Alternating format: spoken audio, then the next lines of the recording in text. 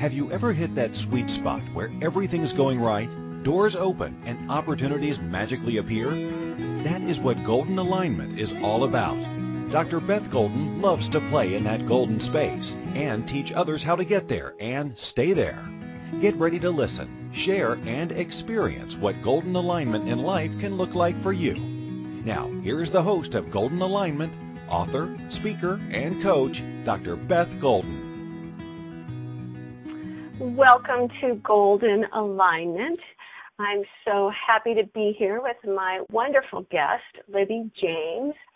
Libby is 81 years young and has spent most of her life writing, running, and teabag recycling. She uses that as an art medium. Libby has written 4 books and for 30 years has been a freelance feature writer and magazine editor. She currently writes for the North 40 News based in Fort Collins.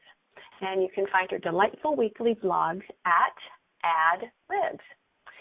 Libby literally grabs life and runs with it. As she says, I didn't walk until I was 18 months old, and I didn't run a step until 1972.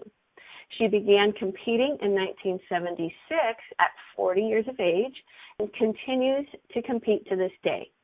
In 2012, Libby was inducted into the Colorado Running Hall of Fame, and in 2016, she was inducted into the USATF Master Hall of Fame. Libby exemplifies body, mind, and spirit through her writing, running, and recycled teabag art. Hello, Libby. How are you today? Hello there. That's more than enough about me. This whole show's about you. Except you get to say it instead of me saying it. Oh, my gosh. I met Libby just not even a week ago at a wonderful gathering where she and 47 other women were being honored for their contribution to our northern Colorado community. And we just hit it right off, and I'm so excited to have you as my guest today. So let's talk about, we have a span of history with you, and we've kind of determined, how did you start writing? We're going to start on the writing part, and then we'll move into running and artwork. In the process of talking to you, it made me think back because there's a lot of years to remember. But in 1970, when my children were between the ages of 5 and 10, my husband upped and quit his job. We bought a Volkswagen camper, and we toured in Europe for 6 months. And during that, I wrote a series of articles called Europe with 4 Children Every Day. It was kind of a play on that. There used to be a book out called Europe on $5 a Day. Can't do that anymore. But and, of course, there were no computers, and, of course, there wasn't room for a typewriter in that Volkswagen camper with 5 other bodies. So I printed each story out on every other line and mailed them to the local newspaper. And then when I got home, I actually had to go down to the office and collect my $5 per article for doing it. But it inspired me to do more in the world of writing, and I'd always been interested in it. I majored in English and always wanted to do something with writing. So that kind of got me started. Well, wonderful. Tell us about your year in Africa. Was that after the kids were grown? Like, what part of life was that? And then what inspired you to write after that? I was in Africa from the fall of 2004 until May of 2005. And at that period, my youngest child, Jenny, and her husband, Chan, and their 3 children were living in Mozambique. And they invited me to come and spend what turned out to be a school year with them. And I thought, oh, my gosh, any dude who's willing to have his mother-in-law there for that long must be really special. And we did. We had a great But I was there long enough so that I didn't feel like a tourist. I substituted in the American school, and I did a blog called Come to Africa with Me, and every week I would just go somewhere or, work out some sort of event and take some pictures and send it back. And it was it was geared to elementary school kids. So those were fun things that made me feel like I was part of the community. Well, I love the juxtaposition of having to handwrite everything, and I'm assuming that in 2004 you had a computer in which to share your offerings. Is that true? Much easier. The photos were a little tougher. You had to take them, and I don't remember how I did that, put them on the computer, but, yeah, it worked.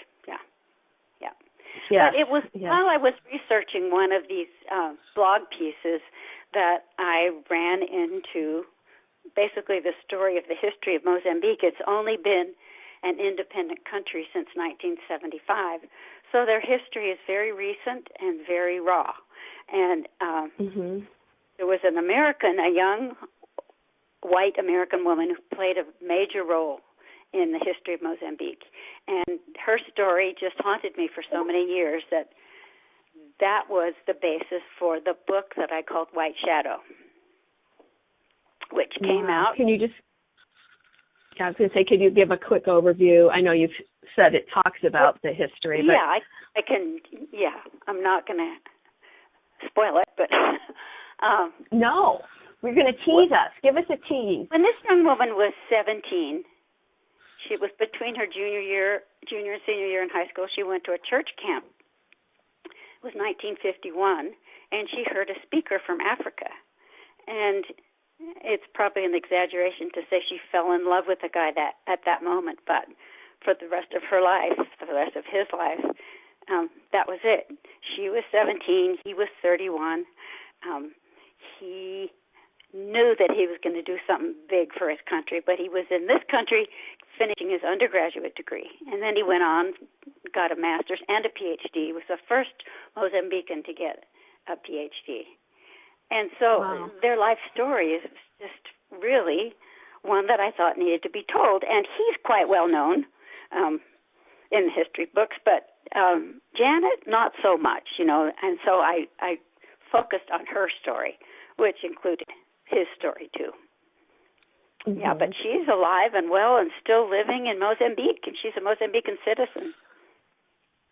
Wow. Isn't it interesting how our country of origin or our skin color or whatever says one thing, but our soul has a different calling? And her soul was to fall in love with him, but also to fall in love with this country. That's pretty amazing. Yep. Yeah. She'd always been interested in Africa. I think it was the combination of those two things. Yeah. And I was able to write the book because a woman had compiled the letters that they wrote to each other. And she revised and I'm sure got rid of some because they wrote a total of 7,000 letters to each other. Oh my And so I had a wonderful source of information. And then I did do some research on my own, but that was the basis of my, and it was, it was all true. And then I turned it into historical fiction so that I could flesh it out a bit more. But all the incidents in the book are true. Wow. So did you collaborate with her personally as you were writing this? I did some, and I Skyped with her daughter, who was in New York at the time. One of my huge regrets is that I've never met her in person, and that was my own fault because I just didn't do it when I was in Africa. She was kind of a big deal, and I was thinking, I don't know if she'd talk to me, but I would certainly do it. Look at you now. You're a big deal. Libby is a big deal. Libby has acquired many life experiences and awards as you have traveled on this planet. And so you've taught school. So kind of give us a little background. You've taught school. You worked for low-income single teens for 15-ish years. Right.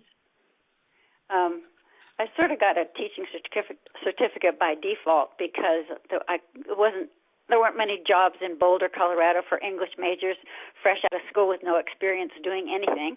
So I got a teaching certificate, and then I taught sixth grade language arts.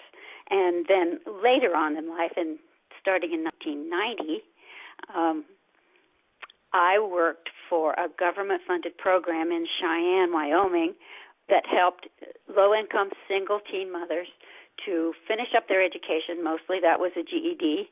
And we did an intensive life skills program and got them job ready and then actually placed them in a work experience. And I love that. I love doing that. But after 15 years, I thought, there's a lot of other things I want to do, so I'm going to retire. So I was 70 when I retired. It was a hard decision because I love that job. Yeah. Yeah, because it's fulfilling, and you can. This may sound funny to equate the two, but when you garden, you can see the fruits of your labor right away.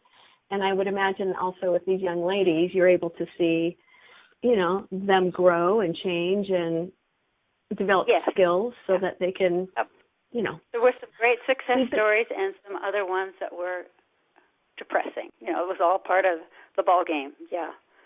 But there were some amazing young women. Yep. Well, I laugh. That's probably true of any single person or family. We have our highs and lows and our moments, and how we navigate all of those is always an interesting perspective. Now, you do a lot of writing, and I know that we hit it off right away. Do you find that that's one of your gifts, that you're just able to look someone in the eye and start chatting and finding out interesting information? That's why I keep my job at the North 40 News, because it's a license to be nosy. Oh. I really do enjoy interviewing people and learning their stories. People are just amazing. Human beings are absolutely incredible. And, I sometimes do some hard news stories, and that's okay. But when hard news that gets into a lot of conflict and that kind of stuff is not my favorite. My favorite is features on people. Yeah. Yeah. Well, I tell you what, we are going to go into our first commercial break. And on the other side, we're going to talk about maybe some of those people that you've been able to feature in the newspaper. So during the break, think of maybe some highlights. And if it's all right to share people's names, we'll have to kind of keep that in our thought process also. So we will think about it. Yeah. Okay, I'll do that. Okay, we'll return on the other side of this commercial break. Okay. Do you want to create change in your life based on your values? Do you want to love this experience we call life because you are living in alignment with your soul's calling? Do you want to expand your relationship with abundance and move from surviving to thriving? By tuning into Inspired Choices radio show, Golden Alignment with Dr. Beth Golden, you'll receive tools and inspiration you can use to do just that. You'll be amazed by your golden health, wealth, love, and magical opportunities. Listen for the Golden Alignment radio show every Wednesday at 2 p.m. Eastern Standard Time, 1 p.m. Central, 12 p.m. Mountain, and 11 a.m. Pacific on InspiredChoicesNetwork.com.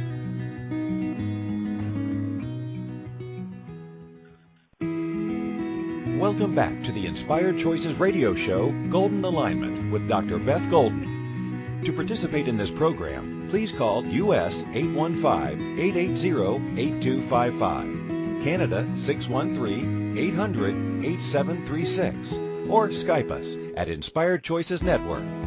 You may also choose to comment by email by going to www.drbethgolden.com. Now back to Golden Alignment with Dr. Beth Golden.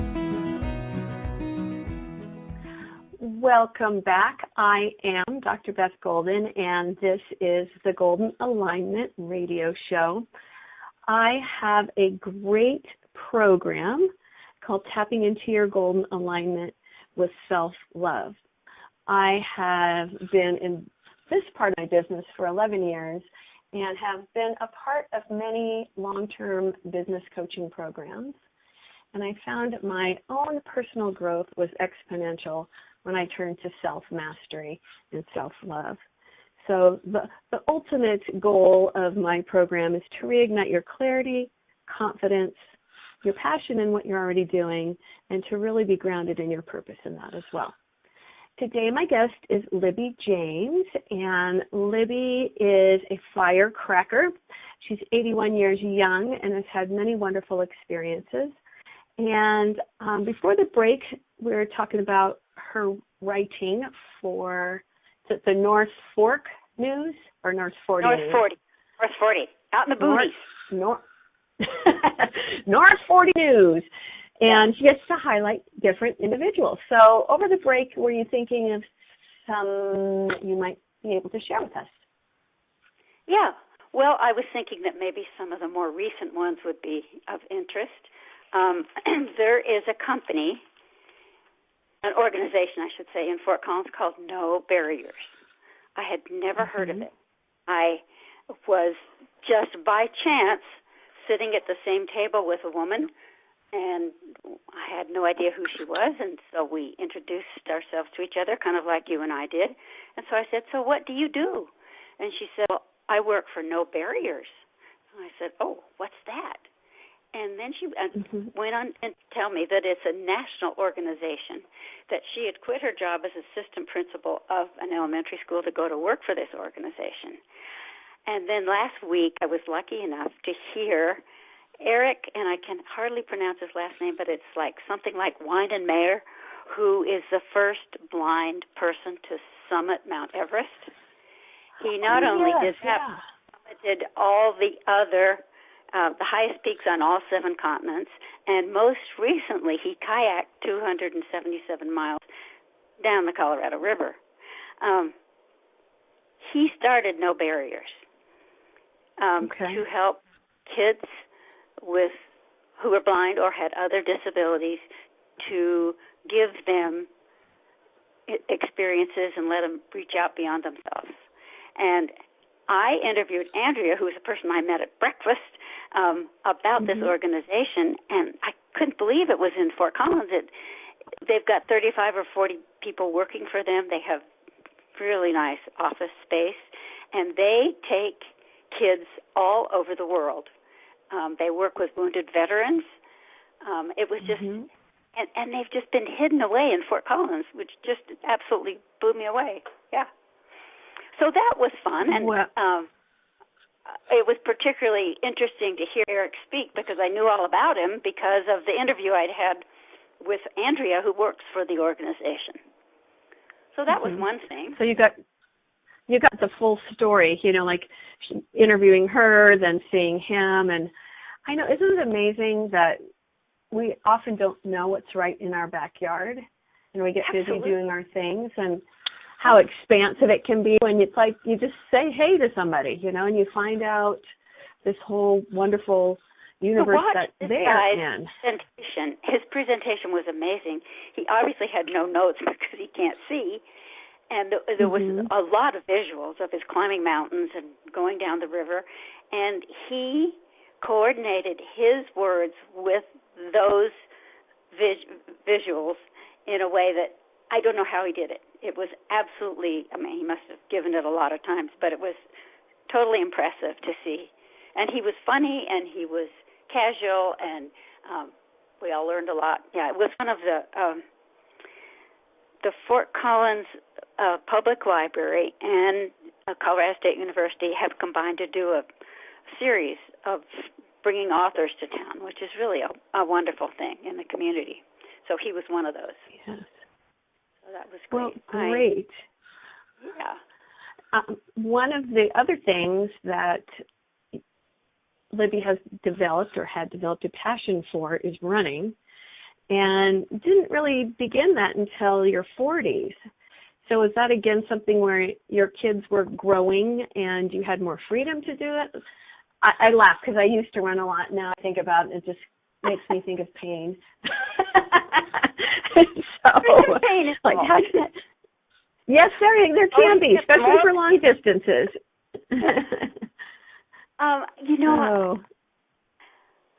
I'm just trying to think. Well, in 1976, we had an exchange student from the UK, and he was a runner. And I was running this 1 mile every morning for about 5 years, whether I needed to or not. And I probably started running more miles because of him. And then I turned 40, and that's a big break in the running world. It's an open division, 40 or 39 and below. Once you're 40, you're in the Masters. So you're competing in a different kind of division. And in 1976, there were not too many women 40 and over running. And so I went down to City Park, a few blocks from my house, and I ran a 10K. And I did pretty well, and I thought, whoa, this is fun. And, of course, it was the time of a big running boom in the U.S., and marathons were big talk all over the place, particularly Boston, you know. And so I thought, 26 miles? Nobody can run 26 miles. I think I'll try it. And so if I can do that. So I did the Denver Marathon 2 years later in 1978. And then in 1980, I went to Boston, and that was a very famous year in Boston because the little cheater girl, Rosie Ruiz, who hopped on the subway and then hopped off. Remember that? Yes, yes, I do. Yeah. And it was very sad for the woman who won it because they didn't figure it out until the next day. They had their suspicions, but they couldn't really prove it until the next day. So they staged a little award ceremony for her the next day. But, yeah, that was too bad. So, but when it's interesting. You talk about, not many women. There were that year there were around 5,000 runners, and there were fewer than 500 of them were women. That was in 1980. So things have changed a lot. Most I remember in the Olympics have more women than men. Yeah. I remember in the Olympics that they didn't think women could run long distances, so they didn't have or didn't want to have a women's field for marathon running. And I just think it's great how it's like, well, we knew all along we could do it. It was a male-run organization who thought we were too frail for such things. Yeah. Well, Catherine Switzer ran it in 1967 Boston when women were not allowed, and she got into big trouble for that. But most of her life from that time on was promoting women's running, and she was a huge force in getting the women's Olympic marathon, which Joan Benoit won in 1984. It was cool that an American won it. Wow. Wow. Yeah. And you're still running. So you're still running 41 years later, is that true? I am still running, sort of, yes. I actually I just did a race in Virginia Beach, the middle of March, and it was hilarious. First of all, there was nobody else in my age group, no other women in my age group. There were 2 men in my age group, and I beat both of them, which was pretty fun. And I also, I got the American record by 10 minutes. I mean, you know, this just doesn't happen until you get really old. But and not many people would be doing it, and I think it's great because I'm going to sound like a commercial, but it builds strong bones and it keeps your heart going and keeps toxins. Plus, Libby is she has a perfect runner's body. She's very slight, so I think that helps. But how many people in their 80s are out competing? Very few. Yeah, there aren't many. There are some, though. So do you have a crown in your closet? I call the closet queen. I put my crown on. I did it again. I guess the most really fun thing about this, they have something called an age-graded score where they take your age and your time and they put it into some sort of mathematical formula. And I got the highest age-graded score in the whole race, men and women. And that came with a check that paid my whole trip. So can't lose. Oh my gosh, that is so fantastic. And did you know that there was money in the race or money to be won? I did, because I've gotten a couple out of those graded things. Yeah, I did, to be honest. Well, that's pretty cool to pay for your whole trip. It was really fun. great fun. Well, that is fantastic. Now, you're in the process of writing a book about running. So I'm going to let you take the floor and share about your book. Well, that's very nice of you. It's my job. I haven't quite settled on the title. First, I thought it was going to be, "Are you still running?" ? Because that's the first thing people say to me. Everybody says it to me.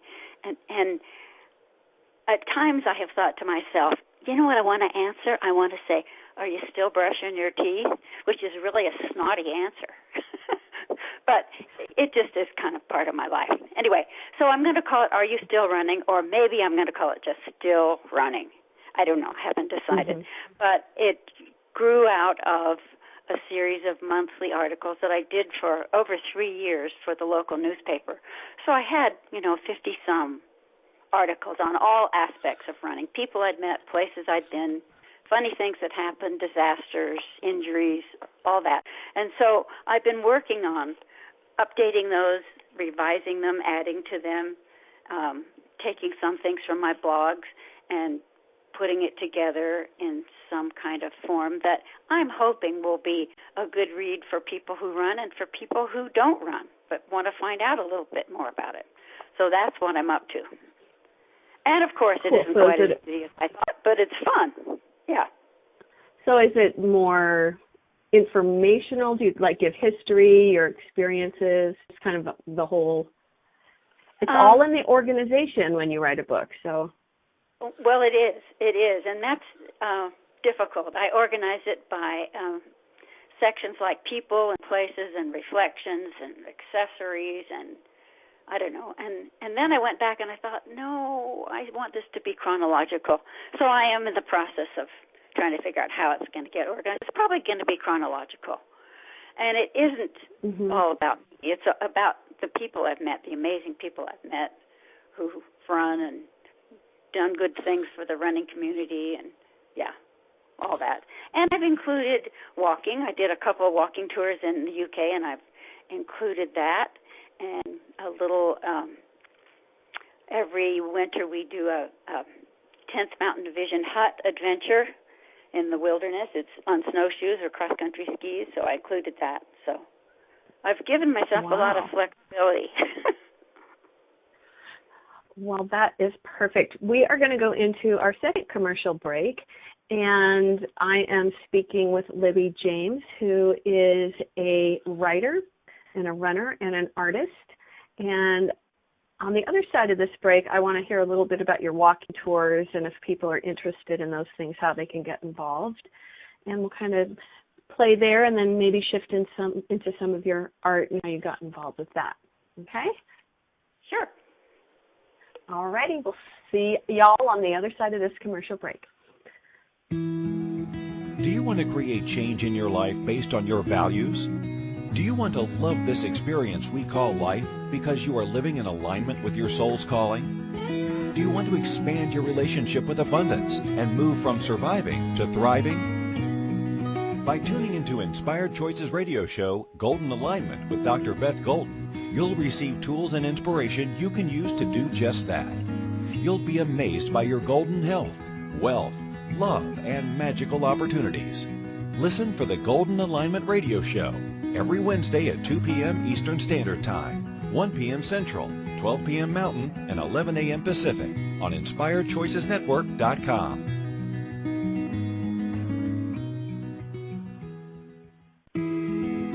Welcome back to the Inspired Choices radio show, Golden Alignment with Dr. Beth Golden. To participate in this program, please call U.S. 815-880-8255, Canada 613-800-8736, or Skype us at Inspired Choices Network.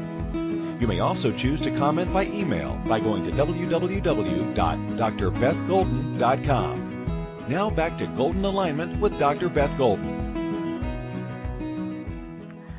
Welcome back to Golden Alignment with myself, Beth Golden, and my guest, Libby James. Libby James has been a long-time resident of Northern Colorado, and she is an author, a runner and an artist. And in our previous section, we were chatting about her running history and the process of writing her book. And in one of the comments, Libby, they said, "Well, I think it would be a great title. Are you still brushing your teeth?" So everybody keeps asking Libby, "Are you still running?" And she just wants to be facetious, like, "Well, of course I am. Are you still brushing your teeth?" You got it. I get it. I get it. I'm that kind of, some sarcasm I really can relate to. So now you had mentioned about doing walking tours in the UK. So tell us what that's all about. You know, that's been a wonderful experience. I've done it twice in 2015 and 2017. And there is it's called the Coast to Coast Path. And it goes from west to east in northern England. It goes through Yorkshire, through the Yorkshire Dales. It's a total of about 200 miles. It's maybe 20, 25 miles north of the border with Scotland, so it's way up there. And my older daughter had wanted to do this for years, and she found a company called Northwest Walks that will carry your gear and arrange your B&Bs. And you never see them, but so if anyone's interested in doing it, they should check out Northwest Walks. They're great people, and they make it's much more fun if you don't have to carry a tent and a sleeping bag and whatever else on your back, although people do it that way. So the first year we did about 85 miles in 6 days, and there were a group of 7 of us, a very congenial group. Nobody whined about their blisters or had a problem that way. The food was absolutely wonderful. The terrain was much more challenging than we thought. You know, your vision of a path in Great Britain is some little grassy footpath. Well, this was up over the mountain and down again, and they do not do switchbacks. They do steps or straight up. And somebody told me that this was a training ground for the people who climbed in the Himalayas, and I thought, yeah, right, in England? Well, I could see why it was. So it was pretty challenging. We had a little book that told us where to go, but some of us were a lot better than others at reading that little book. I was one of the really bad ones, but we thank goodness we had a couple of good pathfinders, but it wasn't easy to always find your way. And there were incidents like you'd come across a field and it said, alternate route, bull in field. So, you know, there were... Yes, you don't want to go through that field.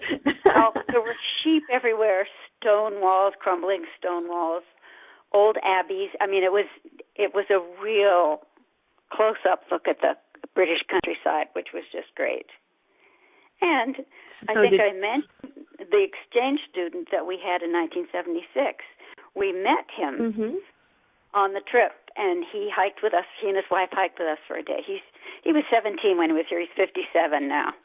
58 now. Wow. So, yeah. So that was nice. So you had a reunion. Now, so it's about 10, 12 miles a day. More than that.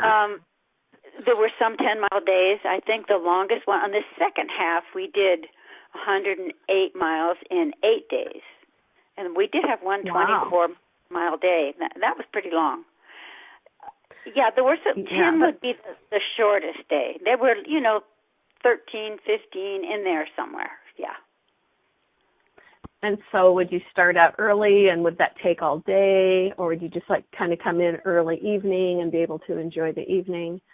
Yeah, you would usually finish mid-afternoon, some days a little later, but you had to enjoy one of those English breakfasts before you left, so we didn't always leave as early. Some of us would have enjoyed leaving a little earlier than we did, but between 8 and 8:30 we left, yeah. And the B&Bs will pack you a lunch, which is just great, and if you get in at 3 or 4, then you're on your own for dinner. But there were always lots of choices. That's a nice thing about this route. There's a lot of little villages, and there are enough people doing the route that, B&Bs and restaurants have sprung up to accommodate the tourists. So, Wow. Wow. Yeah. Is this primarily a summer activity? Yeah. And there's always, you know, the rain issue, which we went in late June mid-June both years. Mm-hmm. This last time we had maybe 1 hour of rain. We were so lucky. But I have heard of people that, you know, August is the very best time to go. It's a little more expensive in August. And June is the next best, apparently. Okay. And there are lots of companies doing this. And there are lots of different walks in England. And then, of course, there's the famous one in Spain that so many people have done. That's really long, but you can do part of it, so you don't have to do the whole thing. Is the Spain one, it's like a pilgrimage walk, is that correct? It is, yeah. And I think the whole thing is like 500 miles. It's really long. Oh my gosh. Now, I have a question here in the chat room. What is your key to your stamina for all these adventures? Well, you know, I trained some. Even though I was running, I trained some for this walk. I did some 10-mile walks, some 12-mile walks around home. So I didn't just go totally unprepared. I think it's consistency. I don't think it's doing a lot of really strenuous stuff, but it's doing it every day is the secret, I think. Well, and I think I did a MS 150 walk, which was, the first day was 24 miles. There was a lot of miles in 2.5 days, put it that way. Is that the one that goes to Boulder? Or is that, no, that's different. I think they have them all over now. It's a Susan G. Komen. It's a fundraiser for breast cancer research. Uh-huh. And you have a tent camp, and you are fed breakfast, lunch, and dinner at various, big tents, and walk from point A to point B. Of course, it's much easier mapped out, and they have people along the way. And I found in my training, it's important to train just to get your feet accustomed to it, and your feet accustomed to your shoes, and where are you going to get blisters, and where are you going to be achy and painy? Because if you don't walk those distances, you could be very surprised. Exactly. It's so true. It looks easy. And I remember my friend and I said, oh, well, this isn't going to be hard. We'll get up and go for a little run in the morning before we start walking. Well, right. That did not happen. No. Yeah. Your body feels different. What about, I'm going to shift gears here. How did you get interested in recycling tea bags? And Libby does art with recycled tea bags. So do you use them to stain the card? Share with us how that all came into your life. Well, I've always been interested in recycling before it was popular. My kids used to call me the original recycler. And so it appealed to me because of that. But specifically how I got started was I got a beautiful card from a friend of mine that had been created by some women in a village in South Africa. And it said on it, once filled with tea, now filled with love. And it was part of a tea bag with a design on it. And I put it on my mantle, and I looked at it for a month or so, and I thought, I wonder if I could do that. So I just started playing around with it. And it really suited me because I could take the tea leaves out and put them in my compost pile. And the raw materials for what I was doing were only the blank card, right? That was, and some gel pens and some glue, and that was it. So I started kind of following the stains that the tea makes on the card, and every time I sit down to do one, I have no idea how it's going to turn out. And my philosophy is you make it work. Even if it looks terrible at one point, you just keep at it until it doesn't look quite so terrible, and then you put it in your selection of cards. And I say to myself, well, there need to be a few dogs in here because people are making choices. So I don't waste any of. Yeah. So do you get the tea bags wet? Well, so I empty out, I dry out the tea bag first, and then I iron it so that it's smooth, and then I glue it to the card You can do the design before you glue it if you want to, but I like to glue it onto the card, put a little gold stuff around the edge and put a border around it, and then I just do a design. And I do note cards, and I also do bookmarks, which I do the same way, but then I just get them laminated. And it's just been fun. It's not terribly lucrative, but it's fun.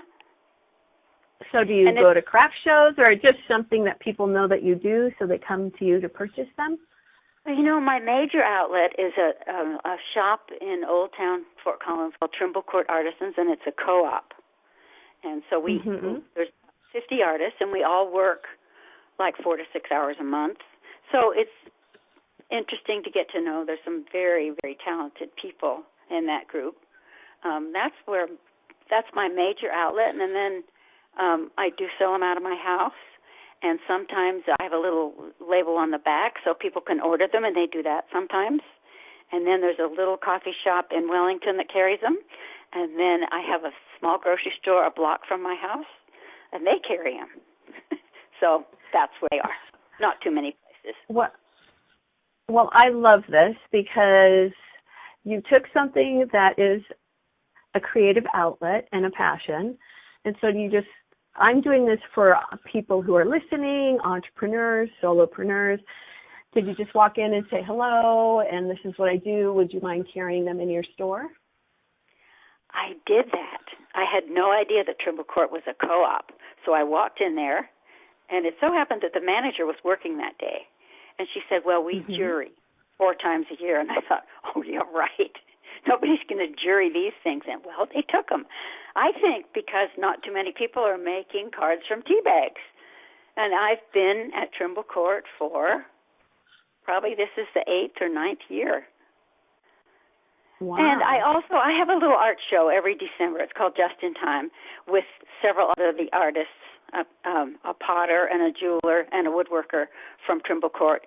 And we just take a couple days the first week in December, for that first weekend, and we just invite people to come and look at our wares, and done that. And buy them just in time for Christmas. Yeah, and we have a loyal following. Same people come every year. We sell the same stuff every year. We'll have to get on your list. Well, I know where that Trimble Court is because I stumbled into that place when I was sightseeing when my kids were visiting. So it is really great. If you're ever in northern Colorado, it's an old town. Old town's just great to wander around and look at the facades of the buildings, and there's lots of great history in this part of the country. Well, we are going to go into our third commercial break, and you are listening to Golden Alignment with myself, Beth Golden. And when we return, maybe we'll just do a little philosophizing on life and the course that you've taken and the joy of doing unexpected things and where it's led you. So we will return after this commercial break. Do you want to create change in your life based on your values? Do you want to love this experience we call life because you are living in alignment with your soul's calling? Do you want to expand your relationship with abundance and move from surviving to thriving? By tuning into Inspired Choices radio show, Golden Alignment with Dr. Beth Golden, you'll receive tools and inspiration you can use to do just that. You'll be amazed by your golden health, wealth, love, and magical opportunities. Listen for the Golden Alignment radio show every Wednesday at 2 p.m. Eastern Standard Time, 1 p.m. Central, 12 p.m. Mountain, and 11 a.m. Pacific on InspiredChoicesNetwork.com.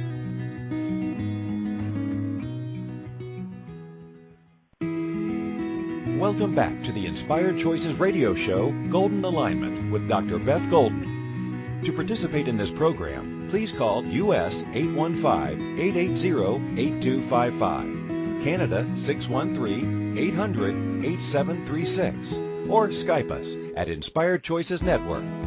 You may also choose to comment by email by going to www.drbethgolden.com. Now back to Golden Alignment with Dr. Beth Golden. Welcome back to Golden Alignment with myself, Beth Golden, and my guest today, Libby James. I have just met Libby, and I just love your sense of adventure and the sparkle in your eye, and at least you made me feel right at home when we spoke. So I'm assuming you probably have that graciousness with others. I want to know, do you know what you want to do for your next adventure? Do you have something in mind or something that you're planning? I'm kind of interested in Kilimanjaro, Mount Kilimanjaro. I don't know if that'll ever happen, but that's a possibility. I've also never been to South America, and I think I'd like to go there. So, other than that, when you go to these, go ahead. When you go to these places, Mount Kilimanjaro is obviously beautiful, right. And would you plan on doing that as a hike as well? Like, when you go to these places, are you planning some physical activity around it, since that seems to be your nature? For so many years, my kids were in faraway places that usually my trips revolved around visiting them. And I would, I went to Florida one time to do the Disney half marathon. And my son lives in Orlando and works for Disney, so that was a given, But usually they revolve around going to see my kids. But now 3 of my 4 kids are local, so I might not be on the road as much. Well, we had our pre-show chat, and we were laughing because now that all the kids are here, you're on the road, but in a different way, because they're all wanting Libby and Grandma to come and participate in their activities, which is wonderful. I had someone here say, no using kids as an excuse. So what kind of prep would you do for Kilimanjaro? Oh, that's funny. I think it's not a difficult climb, but I think the altitude is an issue for a lot of people because it's high. That's what I've heard. I don't really know a whole lot about it. But in this show that I told you about, this No Barriers guy showed this incredible young man, extremely strong-looking in his face, but he had 4 stumps instead of 4 limbs, and he did Kilimanjaro. Wow. I mean, it was a huge journey to get. He got fitted with carbon fiber stumps, I guess you say, or what you call them, but he made it to the top of Kilimanjaro, and I thought, oh my goodness, just amazing. Wow. This Eric, the speaker, classifies people into 3 different groups: quitters, campers, and climbers. And he says, take your pick. Well, we know what quitters are, and so what would he consider campers? Just like a recreational type of mindset? I don't think it's all physical camping or climbing he was talking about. I think it was talking about people who just kind of go along and kind of are okay with the status quo, and there's nothing wrong with that. And there's other people who maybe want a little more out of life or want to contribute. Yep. And this guy has everything he does these days is in one way or another contributing to the welfare of other people with disabilities, and I think that's what keeps him going. So that was just a good lesson. I love the sound of that, contributing. My life is contributing to the welfare of others. Yeah. I like that. I'm writing that down. Well, you've done a lot of that yourself. I mean, you're sharing your adventures. I've done a whole lot of that directly, but I like to think that some of the stories I've written have made some sort of contribution that way. I'd like to think it, but I don't know. Now, you've written 3 children's books. So what inspired you to write kids' books? And then did you consign someone to do the artwork for those books? The first one I did was a picture book, and I did it in conjunction with a good friend, Anne Ryan. And it was they're all based on, actually all on things my grandkids have done. My oldest grandson when he was in about the second grade, he made a dozen muffins from one of those little mixes every morning. And he served muffins to his two sisters and to himself, and he did that several times a week all year. And I thought, oh, muffins. And so the first book, and it's a picture book for young kids, revolves around somebody who moves frequently, a child who moves frequently, and has a hard time settling into a new house, a new school, all that. And when his father says, we got to move again, he comes up with a solution so they can stay where they are, and it involves muffins. The other two books... Oh, that sounds great. The other two books are, one has a main character who's a middle school boy who hates exercise, and his parents make him do something, so he says, okay, I'll do cross country because I don't have to touch any people or anything. And then his grandmother sees a marathon going by, and she says, I want to know how to do that. You're on the cross country team. You teach me. You teach me how to do a marathon. So it's the story of their training. And the other one is a couch potato girl with 4 athletic siblings whose life changes when she learns to play Frisbee. It's called Frisbee Dreams. So those are 2 middle school, late elementary or early middle school age, and the other one is for much younger kids. I love you. I love your mind. It's always going, and I think it's so great. It's like, oh, so did you get downloads, like inspirational downloads, and go, oh, I'll write a book about that? How did you get your inspiration to write those kids' books?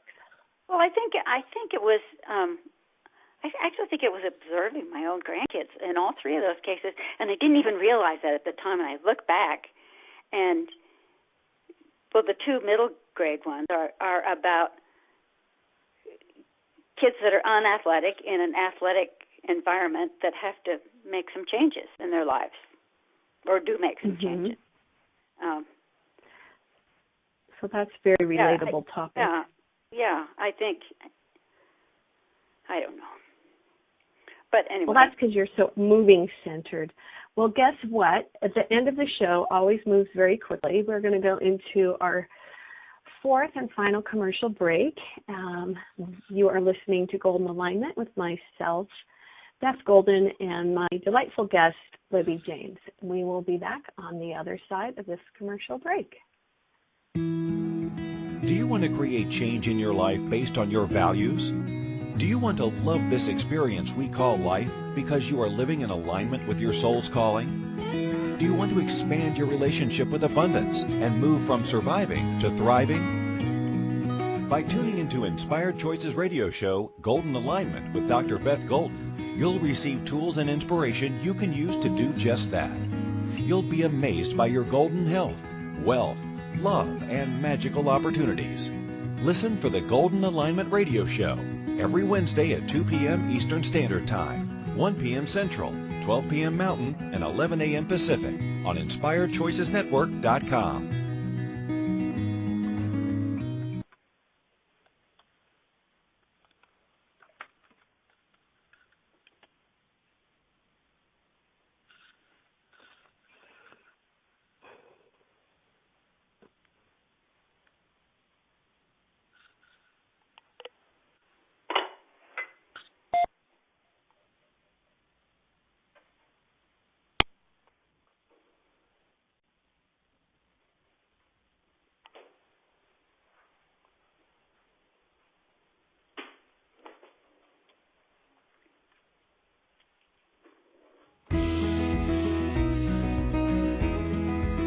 Thank you for choosing to listen to Golden Alignment. Dr. Beth Golden will return next Wednesday at 2 p.m. Eastern Standard Time, 1 p.m. Central, 12 p.m. Mountain, and 11 a.m. Pacific on InspiredChoicesNetwork.com. We hope you'll join us. Until then, enjoy playing in that golden space where health, wealth, love, and magical opportunities appear in golden alignment for you.